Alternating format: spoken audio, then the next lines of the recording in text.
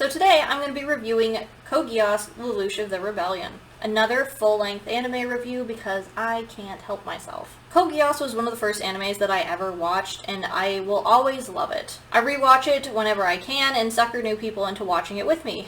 There are so many times throughout the anime, and literally, usually when nothing's even happening, I get chills for no reason because I'm thinking about all of the things that are going to happen, the characters that develop, and just how great it is. Because Geass has such a special place in my heart, it's hard to be unbiased, so I'll also bring up some points my boyfriend mentioned during his first watch-through.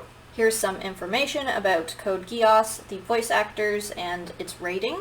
In case you have never heard of Geass, a simple description is that an outcast prince forced into hiding with his crippled sister determines to destroy the empire that abandoned him. He's a genius student passing the time, gambling with noblemen, when he finds himself in the middle of a military conflict, and finally puts his plan to take down his corrupt nation into action after making a deal with an eternal witch who grants him the power of Geass. If it's not clear, I love Geass. I would recommend watching it. If you would rather watch it than get spoilers from the rest of my review, go right ahead.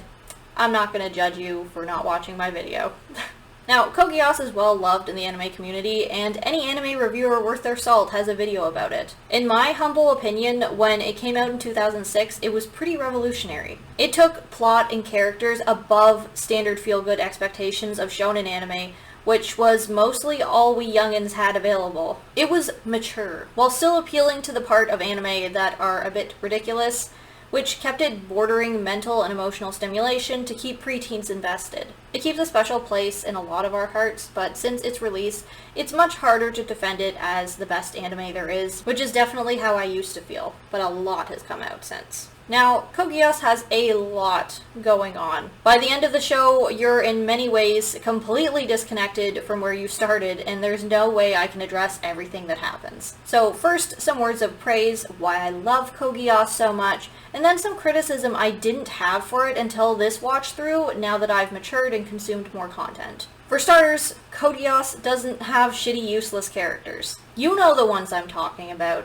When animes have side characters that come on screen, say and do nothing conducive to further the plot and basically waste your time with cringe. Geass doesn't have them, and it's a beautiful, beautiful thing.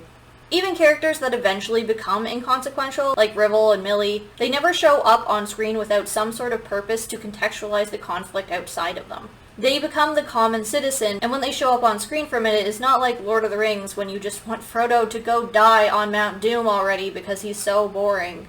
On that note, even though I absolutely hate Nina because she's an obsessed simp, I have to commend Geass for taking a seemingly shy, useless girl that's Lelouch's classmate and elevating her to a position of power. As much as seeing her on screen annoys me because I don't like her as a person, doesn't mean she was a bad character, she was just someone I love to hate.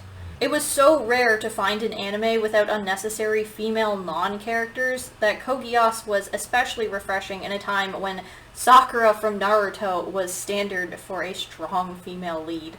If you want me to rant about Naruto someday, let me know in the comments below. Another high praise for Geass is its lack of filler. Some may look at the episodes and argue there's a couple distractions from Lelouch's vie for political power in the school event days, but I don't consider them filler. Even when the show takes an episode off from the main plot, it's a needed change of pace from all the heavy exposition and war. Not only that, but it's not like all the Beach Day episodes from other animes where everything happens and is non-canon and leads to nothing. Geass uses its funner episodes to develop and dig deeper into specific characters' personalities and relationships. Also, Geass has Gundams and is the only anime besides Gurren Lagann to date that I've been able to enjoy them. It's a unique blend of sci-fi elements in a soft magic system world.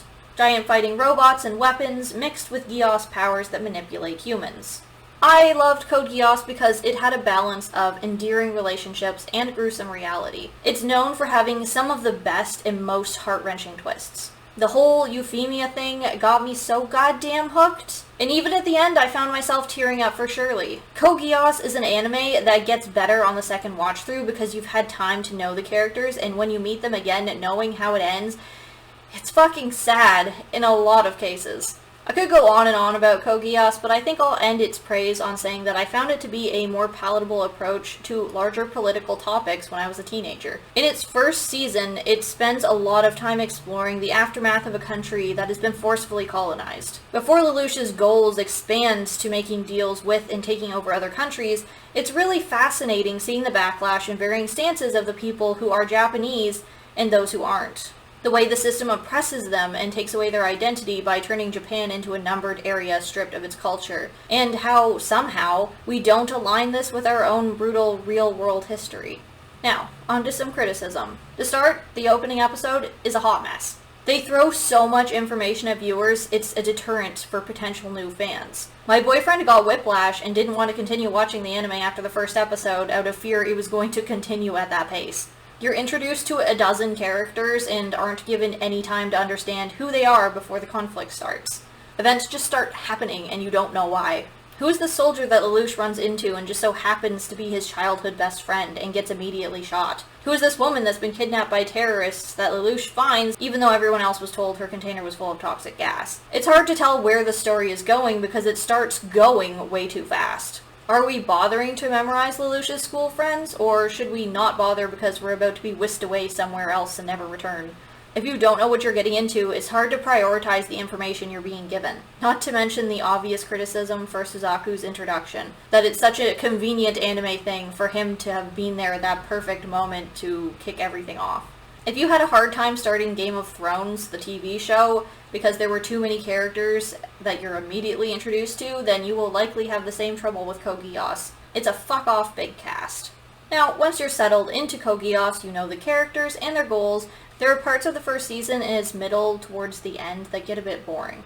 They are always introducing new, better technology, but the stakes don't feel like they're being raised. We don't care about the strategic standoff because all we really want to watch is the characters problem solve.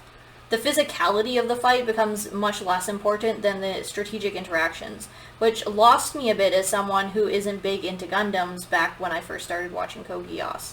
In that sense, Code Geass could have cut out some of the fighting to add in more world building. If you watch reviews talk about Code Geass, the second season is always a polarizing topic.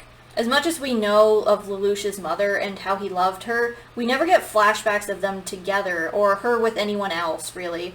She's a name, not a person. Then in the second season, characters start falling over themselves to announce their undying loyalty they had for her.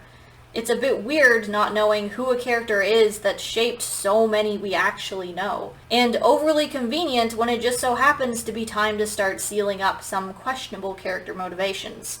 While we're on it, as much as Code Geass Season 2 caters to a narrative parallel with the first season to re-establish what's happened since the time skip, a lot of people didn't like it. It felt like backpedaling. Who is this Rolo kid and why do we care? As much as Code Geass gets back into the flow of things, the start of Season 2 is a bit jarring. Not to mention the end conflicts feel rather rushed. Personally, I think Code Geass had a story it wanted to tell, but it did too good of a job at the start that our expectations got skewed. When Lelouch confronts the Emperor and they have an episode going over who Charles was and his motivations that led to the world we know, it feels like an afterthought because we didn't care half as much as Lelouch does. Thematically, they line everything up. Charles is the past, Schneisel is the present, and Lelouch is the future.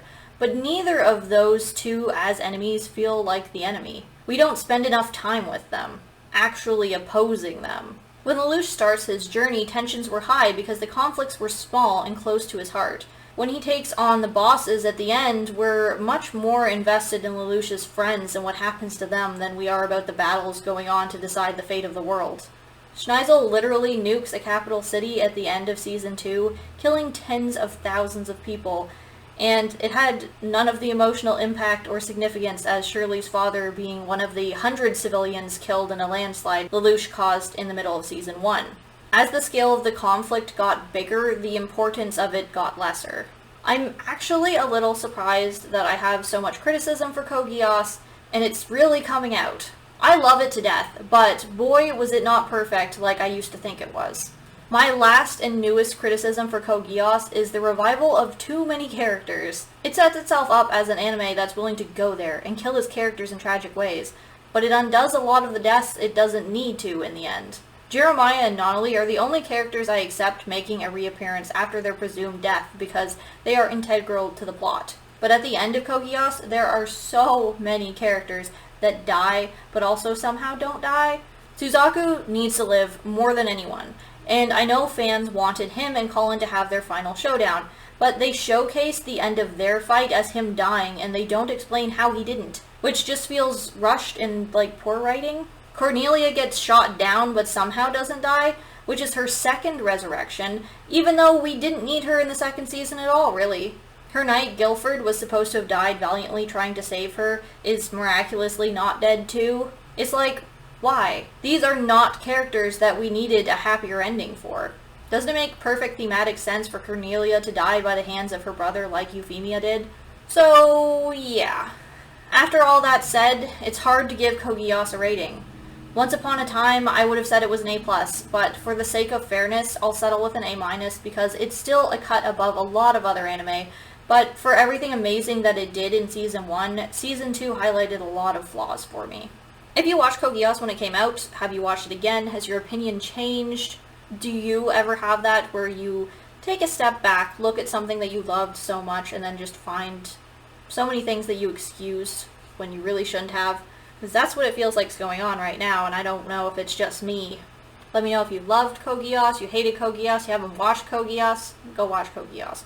As always, thank you for watching, and I'll see you in the next video. Bye.